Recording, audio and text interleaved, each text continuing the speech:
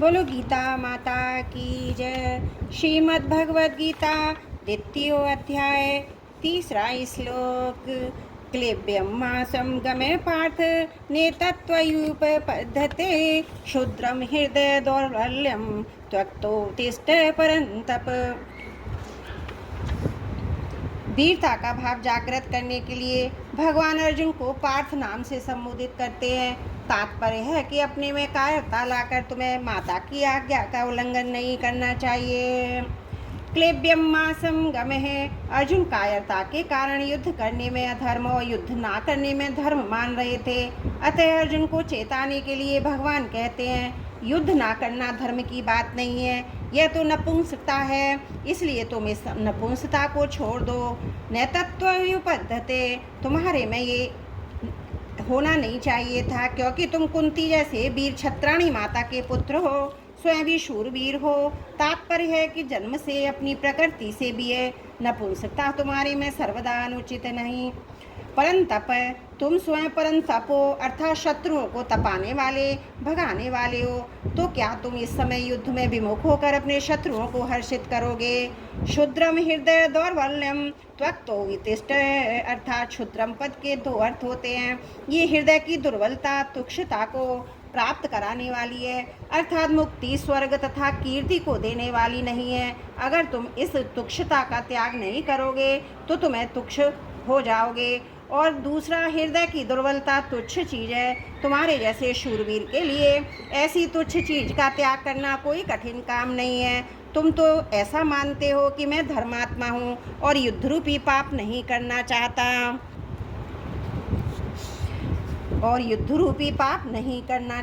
हूँ।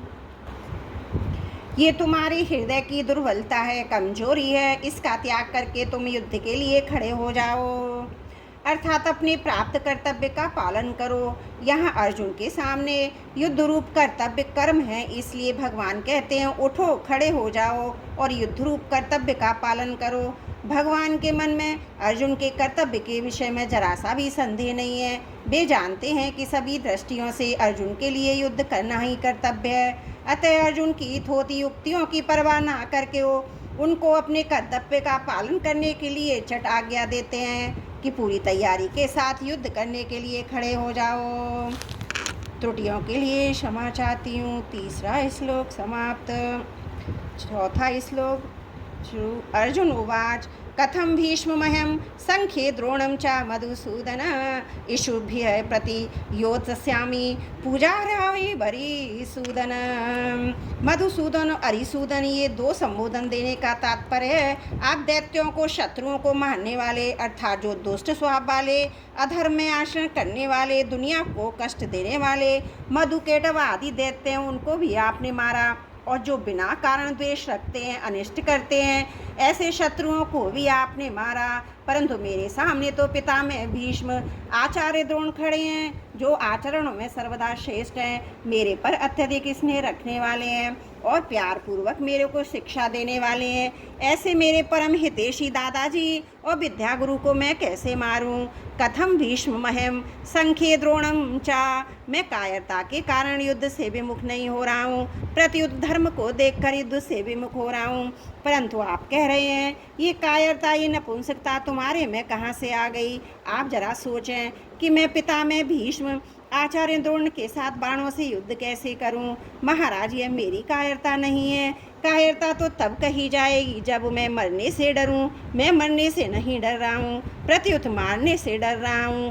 संसार में दो ही तरह के संबंध मुख्य हैं, जन्म संबंध और विद्या संबंध। जन्म के संबंध से तो पितामह भीष्म हमारे पूजनीय हैं।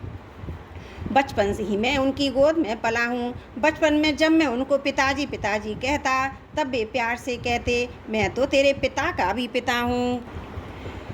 इस तरह वे मेरे बड़ा ही स्नेह और प्यार रखते आए हैं। विद्या के संबंध से आचार्य द्रोण हमारे पूजनीय हैं। वे मेरे विद्या गुरु हैं। उनका मेरे पर इतना स्नेह है कि उन्होंने खास अपने पुत्र अश्वत्थामा को भी मेरे समान नहीं पढ़ाया। उन्होंने ब्रह्मशस्त्र को चलाना तो दोनों को सिखाया, परब्रह्म से उपहार करने को ही सिखाया, अपने पुत्र को नहीं। उन्होंने मेरे को ये वरदान भी दिया कि मेरे शिष्यों में अस्त्र शस्त्र कला में तुम्हारे से बढ़कर दूसरा कोई नहीं होगा।